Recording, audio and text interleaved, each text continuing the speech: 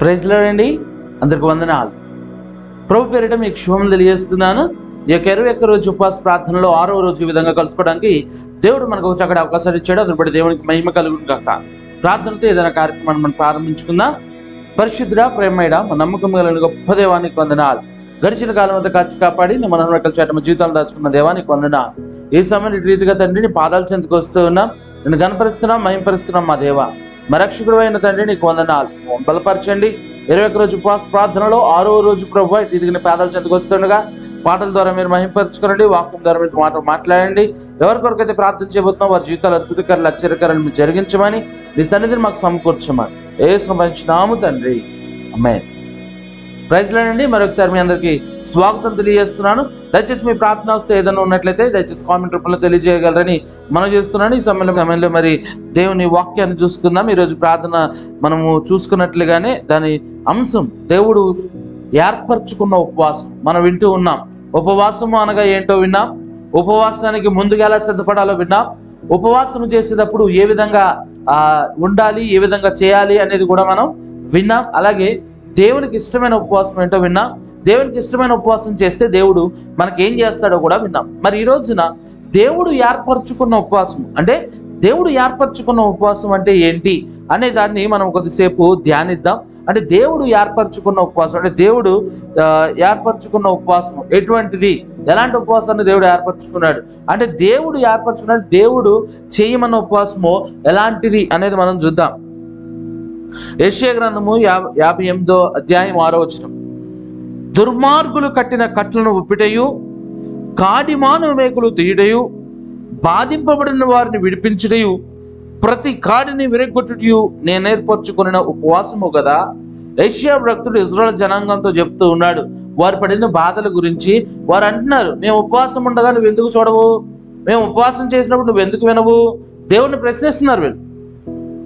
మేము ఉపవాసం ఉండగా ఎందుకు చూడవు నువ్వు, మేము ఉపవాసం ఉండగా మమ్మల్ని మేము బాధ పెట్టుకున్నప్పుడు ఏం చేస్తున్నావు నువ్వు, మేము అన్నాలు తినకుండా ఏమి తినకుండా మేము ఉన్నప్పుడు నువ్వు ఏం చేస్తున్నావు ప్రభువా అని వారు మొరపెట్టినప్పుడు యెషయా భక్తుడు చెప్తున్నాడు వాళ్ళతో, అన్నం తినకుండా ఉండటం కాదు ఉపవాసము, నిన్ను నువ్వు బాధపరచుకోవడం కాదు ఉపవాసము. దేవుడికి ఇష్టమైన ఉపవాసం అంటే ఏంటో చెప్పాడు. దేవుడు ఏర్పరచుకున్న ఉపవాసం అంటే ఏంటో వారికి వివరిస్తూ ఉన్నాడు.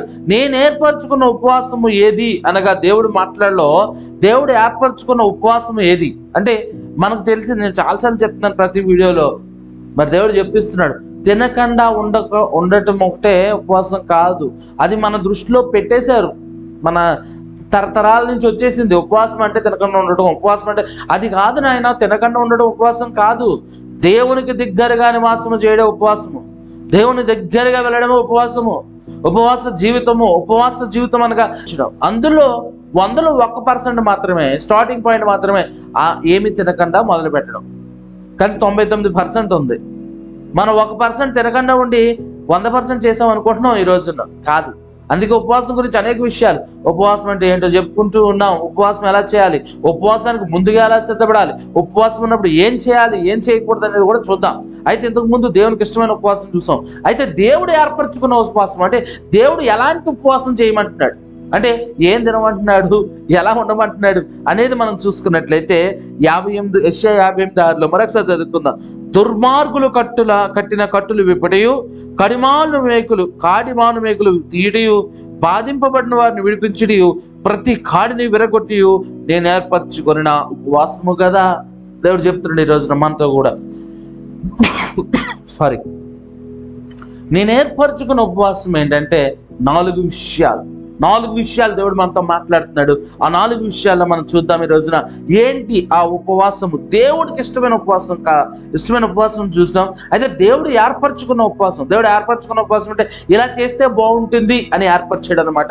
ఏంటి ఆ ఉపవాసం అనగా, మొదటి విషయం మనం చూస్తున్నట్లయితే దుర్మార్గులు కట్టిన కట్టులు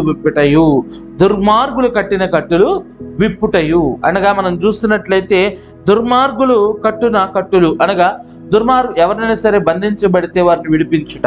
దుర్మార్గులు కట్టిన కట్టులు విడిపించడు. ఒక నిమిషం. ఓకే, దుర్మార్గులు కట్టిన కట్టులు ఈరోజు అంతా చిందరవందర అవుతుంది. కరెంట్ ఒకటి లేదు, వైఫై లేదు, లేట్గా ప్రారంభించు, అన్ని కిందడిపోతున్నాయి, షాకులు కొట్టినాయి, ఇవన్నీ ఏర్పాటు చేస్తుంటే 2-3 సార్లు షాక్ కొట్టింది ఇవాళ. ఏంటి మరి, సరే దేవునికి మహిమ. ఎంత సాతాను ఆపుదామని చూసినా మనం ముందుకు కొనసాగుదాం. ఓకే, దుర్మార్గులు కట్టిన కట్టులు విప్పటయు. ఏంటి దేవుడు ఏర్పరిచిన ఉపవాసం ఏదయ్యా ఈ రోజునంటే దుర్మార్గులు కట్టిన కట్టులు విప్పుట. అనగా దుర్మార్గులు ఎందుకు కడతారు కట్లు, లేకపోతే ఆ కట్లు గురించి మనం చూస్తున్నట్లయితే ఈ కాడి గురించే ఉంది ఇదంతా.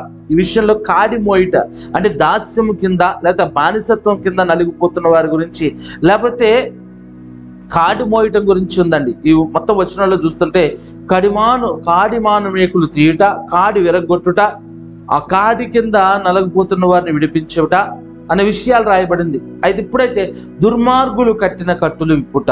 దుర్మార్గులు ఎందుకు కడతారు కట్లు అంటే మనిషిని నాశనం చేయడానికి, మనుషుల్ని జీవితాలను నాశనం చేయడానికి. మన బైబిల్ గ్రంథంలోంచి అనేక విషయాలను మనం చూడొచ్చు. ఈ దుర్మార్గుడు అనగా సాతాను. అయితే ఆనాటి కాలంలో రాయబడిన విషయాలను చూస్తున్నట్లయితే మత్తయి సువార్త 23:4 చూసినట్లయితే మోయ సఖ్యము కాని భారమైన బరువులు కట్టి మనుష్యుల భుజం మీద వారు పెట్టెదరు గాని తమ వ్రేళ్లతోనున్న వాటిని కదిలింపనొల్లరు. ఇక్కడ మనం చూస్తున్నట్లయితే ఆ కట్టిన కట్లు అనగా చేతికి కాళ్ళకి కాకుండా వారు బరువు మోయినట్లుగా ఆ కట్లు కట్టేదారు అంట. ఆ కట్లు విప్పాలి. దుర్మార్గులు కట్టిన కట్టులు మనం విప్పాలి అంట. అనగా నీ యొక్క స్నేహితుల్లో, నీ యొక్క బంధువుల్లో, నీకు తెలిసిన వారిలో దుర్మార్గుడైన సాతాను కట్టిన కట్టులు నువ్వు విప్పాలి. ఆ యొక్క మద్యం అనే కట్టుల్లో ఉండిపోయారేమో, దాని దాస్యత్వంలో ఉండిపోయారేమో దుర్మార్గులు. అలాగే ఈ లోకంలో ఉన్నవారి వేధింపుల్లో కానీ బాధల్లో ఉన్నవారిని విడిపించాలండి. నీ వలన చేతనైతే ఎవరైనా ఇబ్బందుల్లో ఉన్నారనుకోండి, ఎవరిలో బాధల్లో ఉన్నారనుకోండి, నీ వంతుగా ఒక మాట చెప్పే నీకు స్తోమత ఉంటే తప్పకుండా చెప్పు. ఎవరిని దుర్మార్గుడు ఎవరో ఒకరిని బంధించి ఇబ్బంది పెడుతున్నప్పుడు నీ వలనైనంత వరకు నీ మాట నువ్వు చెప్పాలి. నీ వలనంత వరకు వారిని ఒప్పించడానికి, అరే ఇది తప్పు, నువ్వు చేసింది తప్పు అని చెప్పడానికి నువ్వు చెప్పగలగాలి. చాలామంది ఏం చేస్తారంటే ఎవరైనా మనకు తెలిసిన వారు ఇబ్బందులో ఉన్నారు, ఎవరైనా ఇబ్బంది పెడతారంటే పక్క నుంచి వెళ్ళిపోతాం. అది క్రైస్తవ లక్షణం కాదు. తప్పకుండా ఇబ్బంది పెడుతున్న వారితో మాట్లాడాలి. అరే నువ్వు చేస్తుంది అంటే నువ్వు మాట్లాడేంత స్తోమత ఉంటే, నువ్వు ఆ బాధించబడేవాడిలాగా ఉంటే ఎదురు తిరిగి మాట్లాడలేవు. దుర్మార్గులు కట్టిన కట్లను ఈ లోకంలో కూడా సాతాను దాకా ప్రకృతి వెళ్తాం. కానీ ఈ లోకంలో ఎవరైనా సరే ఇతరులని ఇబ్బంది పెడుతున్నట్లయితే, దుర్మార్గంగా ప్రవర్తిస్తున్నట్లయితే తప్పకుండా నీ బాధ్యత. ఆ చేసిన పనికి జరిగిన ప్రతిఫలం ఏంటంటే వారు లిమిట్ దాటిపోయి ఒకవేళ దుర్మార్గంగా ప్రవర్తిస్తే ఆ నలుగురు స్నేహితులు భయంకరమైన పరిస్థితి ఎదుర్కోవాల్సి వచ్చేది ఫ్యూచర్. కానీ ఆ ఒక్కడు ఎదిరించి మాట్లాడడం వల్ల, ఒక్కడు ఆ దుర్మార్గులు కట్టులు విప్పడం వల్ల ఆ దుర్మార్గులు సేఫ్ అయ్యారు, ఆ అబ్బాయి సేఫ్ అయ్యాడు. ఈరోజు నువ్వు కూడా నిశ్శబ్దంగా ఉన్నావు అనుకోండి, దుర్మార్గులు సరేలే, ఎవరన్నా ఇతరులను ఇబ్బంది పెడుతున్నప్పుడు సరేలే, ఇతరులను ఇబ్బంది పెడుతున్నప్పుడు సరే అనుకుంటున్నావు అనుకో, ఆ ఇబ్బంది నీ జీవితంలో కూడా వస్తుంది. ఇబ్బందుల్లో ఉన్నప్పుడు నీ స్తోమత ఉండగలిగితే, మాట్లాడే అర్హత ఉండగలిగితే తప్పక మాట్లాడు. ఎవరైనా నీ ముందు ఇబ్బంది పడుతుంటే వాడిని ఆ ఇబ్బందుల నుంచి తప్పించు. దుర్మార్గులు కట్టిన కట్ల నుంచి విడిపించి రోజున. అలాగే అక్కడ మనం చూస్తున్నట్లయితే సాతాను ఈరోజు ఎవడు నిజమైన దుర్మార్గుడు అంటే మనుషుల కన్నా భయంకరమైన దుర్మార్గుడు మనకు శత్రువు ఉన్నాడు, కనబడ్డాడు, అడే సాతాను. వాడి కట్టిన కట్ల నుంచి విడిపించుము.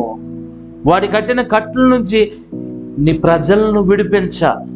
ఏది దేవుడు ఏర్పరచుకున్న ఉపవాసం అంటే దేవునికి దగ్గరగా నివసిస్తూ దేవుని కొరకు ఇతరులు కట్టబడి ఉండగా, ఇతరులు సాతాను చేతిలో పట్టబడి ఉండగా వారిని నువ్వు విడిపించడమే, అదే దేవుడు ఏర్పరచుకున్న ఉపవాసం.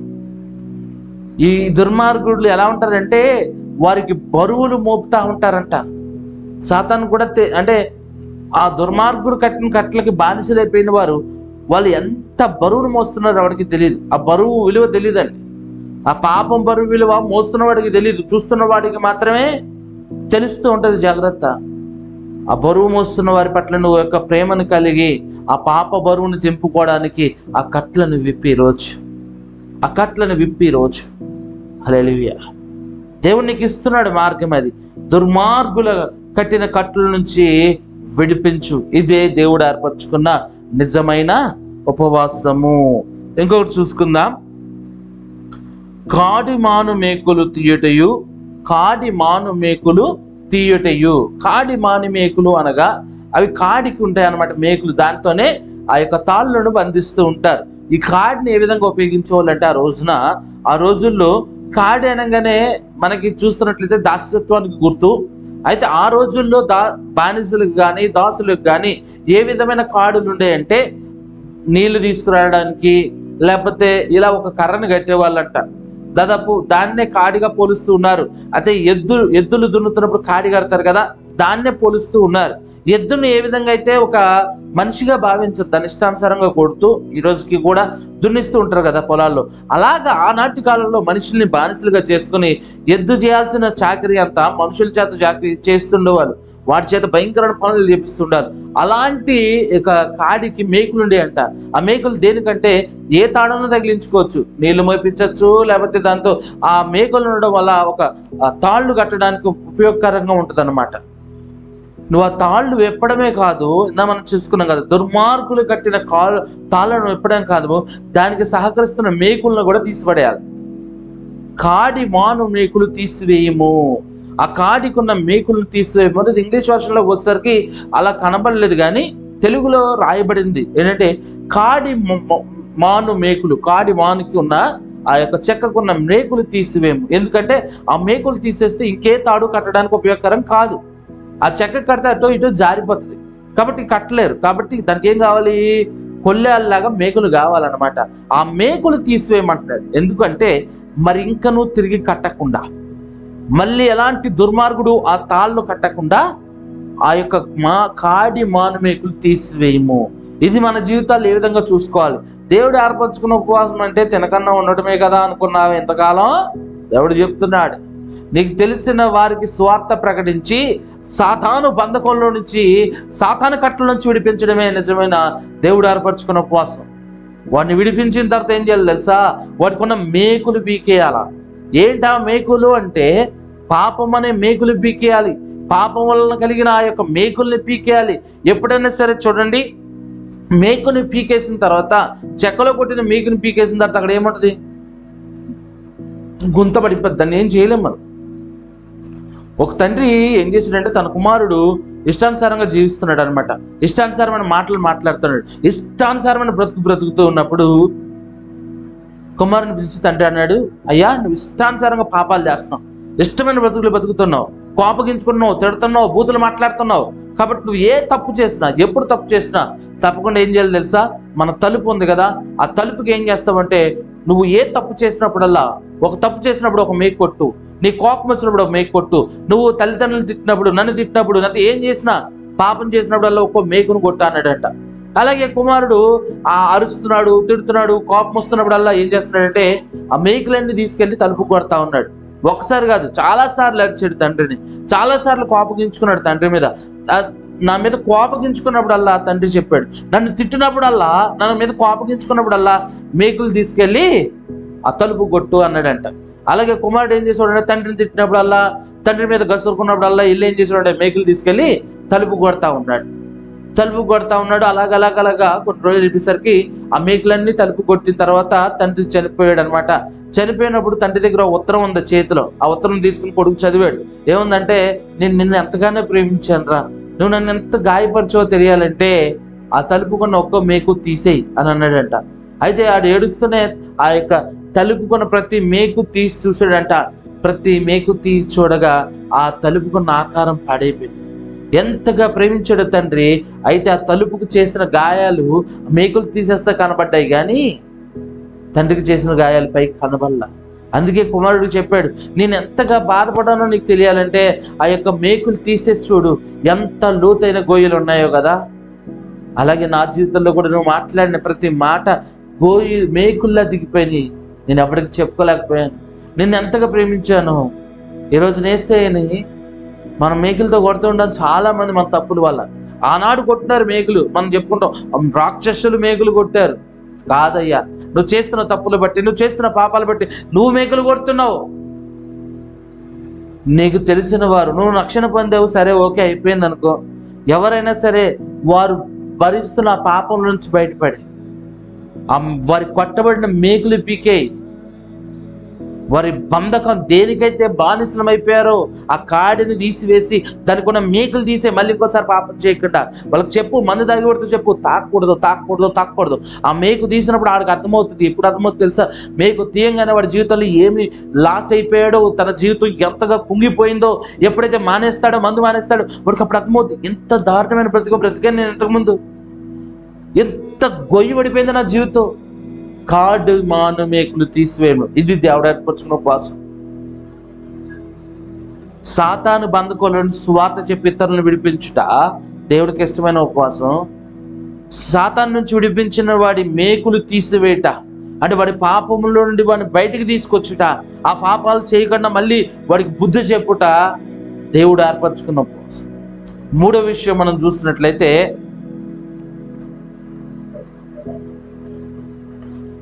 బాధింపబడిన వారిని విడిపించుటయు. హల్లెలూయా. బాధింపబడిన వారిని విడిపించుట. 2వ దినవృత్తాంతములు 10వ అధ్యాయం 11వ వచనం మనం చూసినట్లయితే, నా తండ్రి బరువైన కాడి మీ మీద మోపెను గాని నేను మీ కాడిని మరింత బరువు చేయుదును. ఇక్కడ మనం చూస్తున్నట్లయితే ఏ విధంగా బాధిస్తారు ఇతరుల మనుషులను ఏ విధంగా బాధిస్తారు.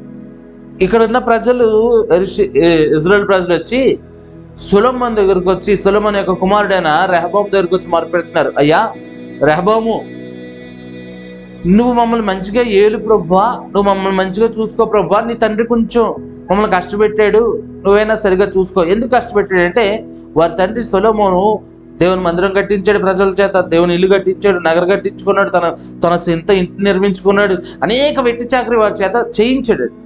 అందుకు ఆ ప్రజలు వచ్చి రెహబాముతో అనగా రెహబాము ఏమన్నాడు తెలుసా? నా తండ్రి నడుము బరువు నా చిటికినేలంతా, అంటే చూసుకో, నా తండ్రి కొంచెమే నీకు కాడి మోపాడు కానీ నేను ఇంకా భయంకరంగా నిన్ను బాధిస్తాను అంటున్నాడు. దేవుడు అధికారం ఇచ్చాడు కదా అని, దేవుడు నీకు ఉన్నత స్థాయి ఇచ్చాడు కదా అని నీకుందు ఉన్న వారిని ఏనాటికి బాధించకు. నీ అవసరత, నీ స్తోమత ఏంటో తెలుసా? బాధించబడిన వారిని విడిపించుట. అది దేవునికి దేవుడు ఏర్పరచుకున్న ఉపవాసం. బాధింపబడుచున్న వారిని విడిపించడం మాత్రమే దేవుడు ఏర్పరచుకున్న ఉపవాసం. బాధింపబడుతున్న వారు నీ దృష్టిలో లేకపోతే నీకు తెలిసిన వారిలో ఎవరన్నా నీ చుట్టుపక్కల వాళ్ళు బాధించబడుతుంటే వారిని విడిపించాలండి. వారు పడుతున్న బాధల నుంచి, వారు పడుతున్న కష్టంలో నుంచి నీ చిత్తమైన అంటే నీ స్తోమతకు తగ్గినట్లయితే తప్పకుండా వారిని విడిపించు. నాకు తెలిసి ఒక ముంబై రెడ్ లైట్ ఏరియాలో ఒక క్రిస్టియన్ ఆర్గనైజేషన్ ఉంది. వాళ్ళు ఏం చేస్తారంటే ఆనాటి కాలంలో ఎయిడ్స్ గురించి విస్తీర్ణంగా చెప్పేవాళ్ళు. ఆ క్రిస్టియన్ ఆర్గనైజేషన్ ఎయిడ్స్ అంటే ఏంటి, ఎంత ప్రమాదకరము అని తెలియజేస్తూ అనేక మంది వేశ్య వృత్తిలో ఉన్న వారిని బయటికి తీసుకొచ్చేవారండి.